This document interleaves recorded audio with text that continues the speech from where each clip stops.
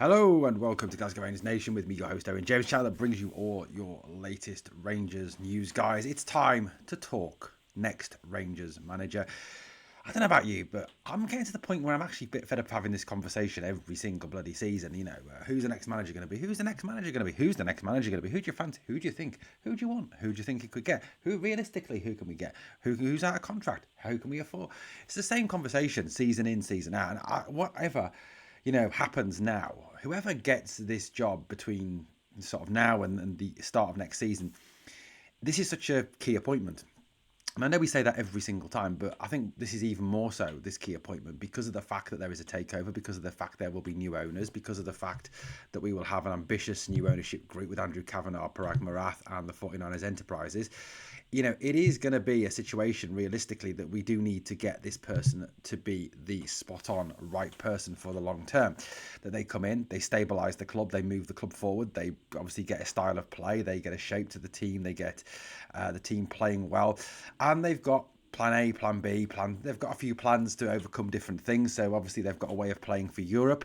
Now we know that obviously how to play in Europe is different from how you play domestically in Scotland, because realistically, 9 times out of 10 in Europe, you're not going to face a low block. You are not going to face a team that has just come to kick the shit out of you for 90 minutes or push you and shove you and kick you and try and turn the game into a barroom brawl rather than an actual football match. In Europe, you obviously have to be able to play football. You have to create time on the ball. You have to be able to pass the ball, move the ball, be effective, find time, find space, be a genuinely good footballing side. Then in Scotland, obviously, you have to find a way to, number one, live with getting the shit kicked out of you for 90 minutes by the hammer throwers, who've got, realistically should be playing Sunday park football rather than professional football. Graham Shinney, for example. Then you've got, having to overcome that low block when a lot of teams will come to Ibrox, stick 11 men behind the ball. Quite frankly, if you include the goalkeeper, it is 11 men behind the ball. Show zero ambition and just kick the shit out of you for 90 minutes. I mean, there's a theme developing here, isn't there, in Scottish football, that teams will come to Ibrox, stick 11 men behind the ball and kick the shit out of you for 90 minutes because that's the only way they know how to play football against Rangers. They don't want to play football against us because they know that if they come, a football match breaks out, they're going to get their backsides handed to them on a plate because they haven't got the talent to live with us. So, look, that is something that whoever the new manager is has to have a plan A, a plan B, a plan for domestic football, a plan for European football, and a plan to overcome that low block. Now, part of that, obviously, is down to... part of that is down to the fact that there is a key... there is a key problem here that we do need to get right, which is our domestic form. European form realistically has not been an issue for the last 3, 4, 5, 6 seasons. The European form has been absolutely fine. It's, it is the domestic form. It is the ability to, beat those lower teams. The ability to go to St Mirren, to Motherwell, to St Johnstone and actually win those games, or even to some extent now at Ibrox to beat St Mirren, Motherwell, Hibs, etc. In those domestic football matches. Now, look, whatever the next appointment is, like I said, it's got to be someone who is a good coach, because as I said on the video this morning, nowadays you appoint a head coach, you don't appoint a manager. The days of having a manager, someone who controls the signings, controls the contracts, picks the team, motivates the team, coaches the team, renews contracts, they're gone, they're over. The Walter Smiths, the Graham Souness's of this world, that is long gone now. The managers now, or head coaches as they are more often known, are here solely to do 2 things: pick the team, coach the team. That is all they are to, about 3 things, in-game management too. So they're here to do obviously those 3 things: run the team in match day, coach the team, pick the team. That's their job. Their job is not to sign players, their job is not to negotiate contracts, their job is not to do renewals of contracts, to do bonus structures.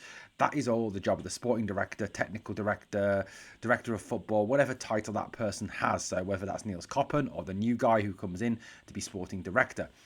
So, look, people talk about, well, Barry might be all right if he signs his own players. He will not sign his own players. It will never be his job to sign players, because it is not his job to sign the players. Niels Koppen's job is to sign the players, or Greta Steinson if he becomes a sporting director, or Davy Weir, whoever it is their job to sign the players. If you look down south, at the likes of Arsenal, Manchester City, Chelsea, Liverpool, if you look at Barcelona, Real Madrid, Bayern Munich, Borussia Dortmund.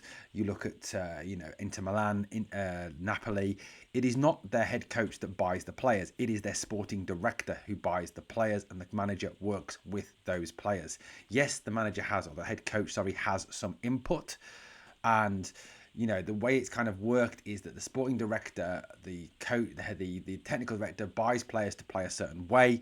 They get a coach to coach that way, and then players will then fit in to that way of working. That is the new way of doing things. Mikel Arteta obviously is not the man who signs the players at Arsenal. Arne Slot, as he said in multiple press conferences, is not the man who signs the players. It's Richard Hughes. Omar Barada signs the players at Manchester United. Monkey, who is the not Monkey, Monkey is the sporting director at Aston Villa. He buys the players, not Unai Emery. I don't know who the sporting director is at Manchester City now. It was Begiristain. He bought the players, not Guardiola. The same at Barcelona, the same at Real Madrid. Whoever the sporting directors are there, I don't know who they are, but it's not Ancelotti, it's not Hansi Flick that buy the players. It is the sporting director. So we've got to get away from that mindset that we have, that it's the manager's players. It's not. It's the sporting director and the technical director. They work with the players, and the manager knows that when he comes in. That's what the expectation is these days. So who are the favourites for the Rangers job? Now, these are the current odds on a number of betting sites. This is looking across a number of betting sites. If you want to bet, feel free. I'm not one who bets personally, but there we go. So Steven Gerrard is the odds-on favourite, 8-13. Jose Mourinho is coming to 4-1. I've got to say, I don't think that is at all a possibility. I genuinely don't believe that is a go at all, but we'll talk about that shortly. Russell Martin at 5-1. Barry Ferguson at 8-1. Marco Rosa, the former Leipzig and Dortmund manager, at 20-1. Rafa Benitez, the Spanish waiter, at 25-1. David Wagner, former Huddersfield and Norwich manager, at 40-1. Derek McInnes, the current Kilmarnock manager, at 40-1. Kjetil Knutsen, who is the Bodo Glimt manager, who's managed to get them to the semi-finals of the Europa League. Quite an achievement, beating one of the tournament favourites, Lazio, on the way, 40-1. And Liam Rossegno, former Hull City manager, at 40-1, is another one of the outsiders for this job. So that's where the money is. So you can kind of say that, I think, from 20-1 outwards, you're kind of talking at long outsiders. The bookies don't feel that they are in with a shout of the job. I mean, look, before we talk about those managerial, before we talk about those managerial candidates here, you've got to say that. I personally, this is my personal opinion, and feel free to disagree with this opinion, but I've got to say, none of those people excite me. No one jumps out off the page and says, yes, I'm your man, I'm the man to take this club forward, I'm the best option. This is the manager for the future. This is the guy who will develop this club, will make this club go forward. This is the guy who will be the future of Rangers. None of them excite me. I've got to say that. I will back whoever gets the job from those candidates, if it is one of those candidates. And look, we all know that it could be someone not on that list. The 49ers might have someone, they're talking to away from that list, that it hasn't leaked out to the press or to the media or to the bookies. It's unlikely, but it could well be the possibility. There could be someone not even on that list that is kind of been looked at. Look, I mean, if it is a situation that we can pay compensation, which obviously now we can with the 49ers having more money, the manager's wages I don't think come under the FFP considerations. So, that could be a situation where we do look at someone who compensatory wise. I mean, there's a couple of managers that I like, away from that list. I mean, realistic managers, obviously not, the unrealistic ones. I mean, those of you talk about Jurgen Klopp, for example, that's completely unrealistic, especially as if, you listen to what he said when he left Liverpool. He said that he didn't want to work as a manager ever again. So, I mean, realistically, Peter Bowes, who is the PSV Eindhoven manager, I think he would do a great job at Rangers. Francesco Farioli, the Ajax manager, I think he would do a great job at Rangers. They would take a lot of money to get out of their contracts, granted, but, they're good managers, very, very technically gifted managers. Will Still, who is the former Rennes manager. I think he is a good manager as well, and another person who has a reputation for developing young players and developing teams. These are all people who are not on this list. Would take money to get them out of their present contracts. Now, look, we look at that list. So obviously Steven Gerrard jumps out as the favourite. Steven Gerrard, obviously the ex-Rangers manager. People say, well, what is it about Gerrard that kind of makes him jump out? Why? What has he done? Etc. Etc. Look, and I'll admit that, since he since he left Rangers, he's not done brilliant, has he? He was sacked by Aston Villa, and then the team that he had, that Unai Emery then pretty much took them on to Champions League football with a few extra additions. So, he wasn't great at Etifak either. But you can kind of, I think, with the El Etifak thing, kind of just push that to one side, because that is just a very weird league with very weird situation out there. So I don't realistically think that one's consideration. And so why Gerrard? Look, I think because when Gerrard was here, yes, it took him time, 3 seasons to get there, but he won the league title. That's in his last full season with Rangers, he won the league title. We went undefeated. He developed a style of play. He developed a formation. He developed a shape. He developed a progression of play. You could see all the key measures that you need to see from a manager or a head coach, that shows that they are good at what they do in terms of, like I said, there was a shape. There was a set of tactics that worked. There was a progression of play. There was a formation that worked. There was a style to the play. There was all those things. He turned average players into good players into very good players, etc., etc. He got a tune out of some difficult players. He did a good job. He had them fit. Now, when he left Rangers for Villa, I think there was a couple of things that need to be taken into consideration with this. One, we were top of the league at the point. I personally think my personal belief, and please feel free to disagree with me, is that if Gerrard had finished that season, we would have won a second league title, in spite of, I think, Douglas Park and the board. I think the reasons he left were, yes, obviously the attraction of going to manage in the Premier League. If you were offered a big job like Aston Villa, and Aston Villa is a big job in England, Villa are a big club in England. They have won the European Cup. They do qualify for the Champions League. They have won FA Cups. They've won league titles in England. They're a big club in England. So there was an attraction there. They obviously were able to offer him more money than we were able to offer him. They were able to offer him a transfer budget, something we didn't offer. And I think that also feeds into it as well, that the board didn't back Gerrard post 55. They didn't, not to the fullest. I mean, yes, he signed players, don't get me wrong, but not to the fullest extent that he said. He talked about very much that. He said, we want to obviously fix the roof while the sun is shining, something that Douglas Park failed to do. Douglas Park is famously, what do you want to do? Win more Hings, I think was what he said.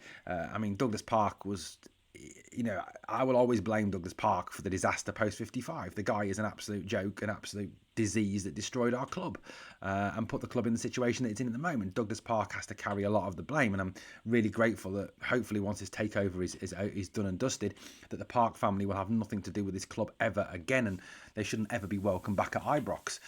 Gerrard, obviously, that's why Gerrard is so highly regarded. The fact that he did win that last league title, I think he would have won a second one had he stayed. Yes, he didn't do well in domestic cups, but I think that's something that would have come in time.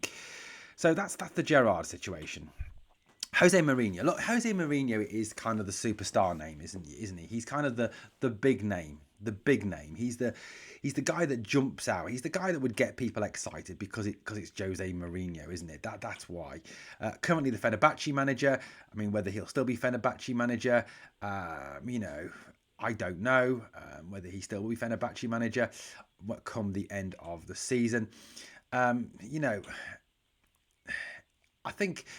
Personally, he talked, didn't he, about not ruling out ever been Rangers manager. That he didn't want to. That he wouldn't rule it out. That he would be open to obviously coming to Scotland to manage. He had managed there. It's one he hadn't obviously ticked off his list. Look, he's had a pretty incredible CV. He's managed Porto, he's managed Inter Milan, Chelsea, Real Madrid, Manchester United. He's won European Cups, he's won league titles, he's won, I think it's 26 major trophies in his managerial career. And, appointing him would certainly, I think, send a signal out. But, he is, like I said, he's currently 62, he's currently the manager of Fenerbahce. Look, he has a contract with Fenerbahce until 2026, so it would take him either resigning or us getting him out of his contract, which I think would cost a lot of money to actually get him out of his contract. He is an elite level manager. Sometimes I think the downside of Mourinho is sometimes that the football he plays is not the most exciting of football. It can be dour, it can be boring, it can be a little bit retrospective, it can be a bit negative at times, which obviously is a downside to it. I just personally feel that, as amazing, not as amazing, but as good as this could be, as a bigger signal of intent as this could be, if they managed to pull this one off by some massive miracle, I just don't think it's at all realistic, because of the fact that it's not just the compensation for him, it's the wages. I think, you're looking at paying this guy a substantial amount of money. He's not going to manage for nothing. He's not going to manage for peanuts. He is someone who commands a high salary. And look, if he leaves Fenerbahce this summer, then there are going to be other European clubs who will come calling, and there are other European clubs who will be able to pay him a substantial amount more than we can. So, I don't think the Mourinho, as much as these bookies odds have shortened, I just genuinely cannot see that one coming off. I just feel that, like I said, Mourinho is kind of price bracket wise way out of our means. Even with the 49ers as owners, I just, don't believe that is something you can justify paying him whatever. I mean, I've got no clue what he's on, but it will be a massive, huge wage at Fenerbahce. And it probably would have, as it would have been at Madrid and Man United and Porto and Chelsea and all those other clubs that he's managed. There is like one or two worries about Mourinho. Like I said, his style of football is not the best. At times, like I said, boring, negative football. You can kind of argue as well. He's not a long-term appointment. If you look at the pattern of a Mourinho management cycle, he comes in, he wins stuff in his first season, he wins a little bit in his second season, and then he's shit in his third season and tends to get sacked. That's how it tends to work with him. He can have questionable relationships with players. His man management is sometimes not the best. He sometimes falls out with people. So it is a bit concerning. Now, look, if you look at the league titles and stuff that he's won, yes, he has won 26 major trophies, and he's won La Liga, he's won Serie A, he's won the Premier League, but you've got to go back quite a way. You've got to go back to, let's see where it was. I think it's 2015. Is it 2015? Yeah, 2015 for his last domestic league title. He hasn't won a domestic league title in 10 years as a manager. He's bounced through quite a few different places. I mean, he was at Roma for a long while, only won the Conference League at Roma, 21-22. He was at Manchester United, one of the biggest clubs in world football, won the EFL Trophy and the Community Shield and the Europa League, 2016-2017. He won one La Liga title at Madrid in 2011-2012, 2 Serie A titles. The last league title he won was in 2014-2015 with Chelsea. That was the last time he won a league title. So it's been a bit of time since he won his last league title. And some people have kind of alluded to the fact that his style is a little bit dated, a little bit predictable, and that kind of goes against him now. Now, it may work in Scotland, but you've got to kind of question that. Is he the right man for Rangers long term? I don't think that will be a long-term appointment. So that is a bit of a concern on that grounds for Mourinho. And like I said, as much as there is the positive side of it, he's tactically very good. His in-game management is usually very good. There is obviously those downsides. He's not the perfect manager, because if he was, he would be at one of the big clubs in Europe right now, wouldn't he? If he was the Mourinho of the 2010s, the Mourinho that won league title after league title after league title at Chelsea, Madrid, Milan, he would be with one of the Milan clubs. He would be managing, a Madrid, a Barcelona, an Atleti. He will be managing at the top level in the Premier League. That's where he would be. With the greatest respect to Fenerbahce, they are not a big European name, are they? They're not in the same brackets as the Bayern Munichs, the Borussia Dortmunds, the Paris Saint-Germains of this world, so there is a bit of a downside to Mourinho there. Russell Martin, I think, Martin, the one kind of thing, Martin, don't get me wrong, is a very good manager. He got Southampton promoted from the Championship, which is a very, very tough league to get out of, to the Premier League. He wasn't great in the Premier League. He got sacked by Southampton in the Premier League.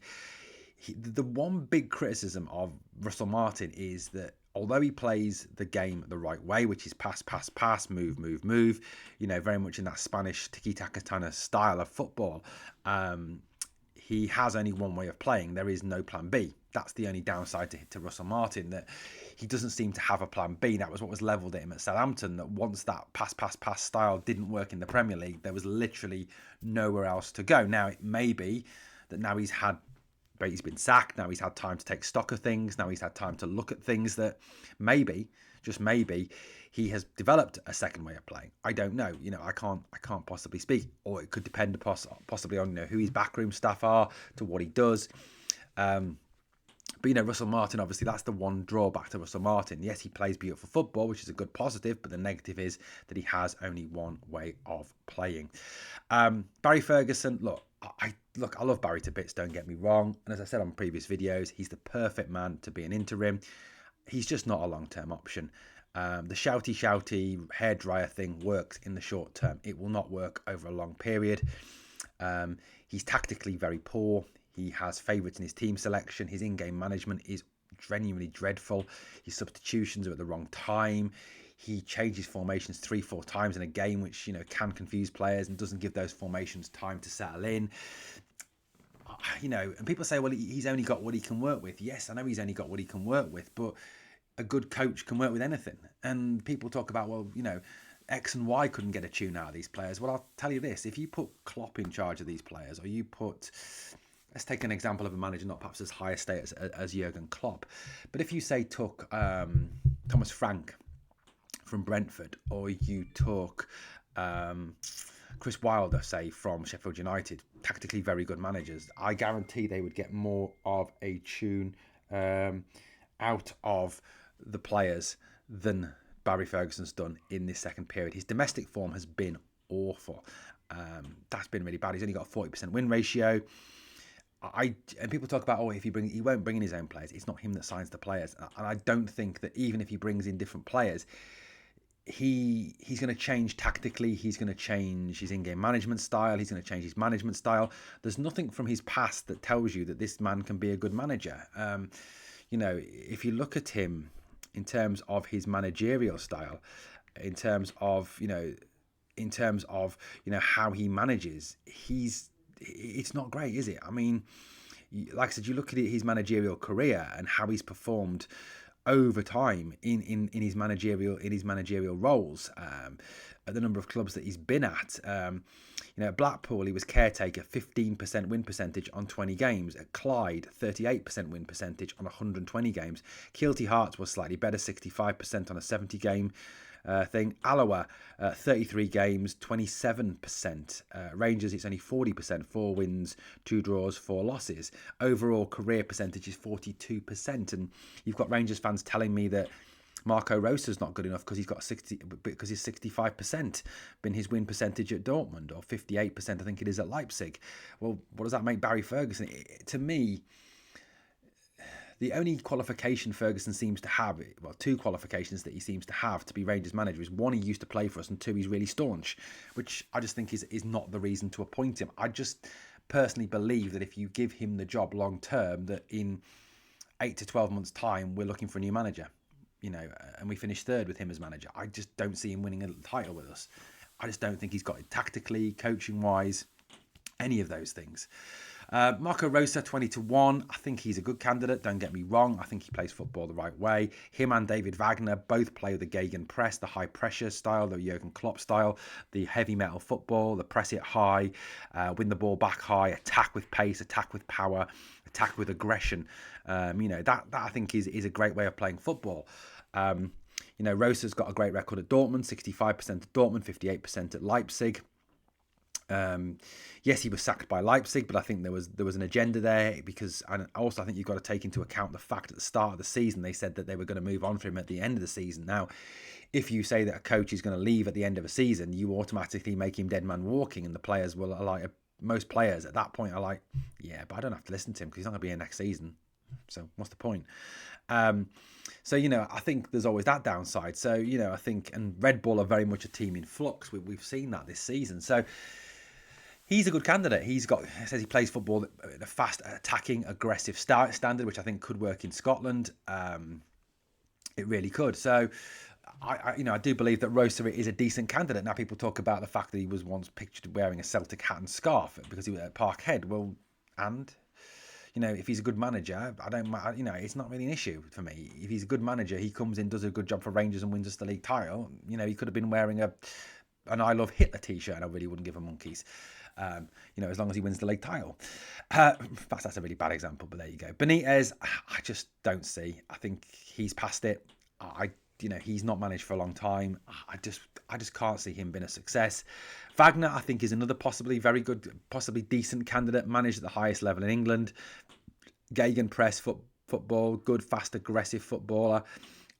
So I think there is positives there, in him. Of course there is. There really is. So I think that he is another decent candidate for the job. Derek McInnes, I don't think is realistic now. I think especially with how bad Kilmarnock have been this season and how much they've struggled this season, I don't believe that is a viable option at this point. Kjetil Knutsen, he's an interesting one, a very, very interesting one. I think he's someone who could be a very good manager at Rangers. The only downside, I think, is that he's only ever done it in Norway, and Norway is not the strongest of leagues. Now, yes, he has been very good in the Europa League, which I will give him this season. So he could be a very interesting appointment. It remains to be seen, obviously, whether he can make the step up from managing at a small club like Bodo to managing at Rangers, which, as we all know, is a different kettle of fish. The stresses are a lot higher. The pressures are a lot higher. There's an expectation there. I'm sure at Bodo there's an expectation domestically, but European-wise, there is probably zero to no expectation on him. So, he is a good manager, don't get me wrong, and he's certainly someone who I would say, for me, would be one I would take off that list. Rosenia is just a no for me. I just think he's very poor. Didn't do it at Hull, couldn't get Hull out of the Championship, struggled with Hull at times in the Championship. We've been down that road with Championship duffers. I don't want any more. I mean, obviously, one of the names that's not on this list is Kevin Muscat. I think he's ruled himself out of the job. I don't think he's interested anymore. I think the time to have taken Muscat would have been when we appointed Clement. There's no point going back over that debate. There's no point me sitting here and debating should we have taken Muscat over Clement. That decision was made. This wrong decision was made quite clearly by the board. Clement was a disaster. That's how we are, and that's the kind of part of the reason we're in the mess we're in at this moment in time. But, if you look at that as a shortlist, and like I said, it may be that it's someone not on that shortlist. It may be that the 49ers Enterprises, Andrew Kavanagh and Greta Steinson have someone we haven't even thought of yet from a different list of their list, and they're going to bring someone else in. It might be someone completely out of right field that we don't even know of yet. So, look, this is just a list of bookies' candidates for the job. Personally speaking, like I said, there's no one that particularly excites me off that list. There's no one that kind of jumps out at me and says, yay, I'm your next manager. Take me. Personally, if I had to pick from that list, Marco Rosa, David Wagner, Kjetil Knutsen, they're my three candidates for this job. Yes, they are foreign managers. People say, well, foreign managers never been successful at Rangers. Dick Advocat.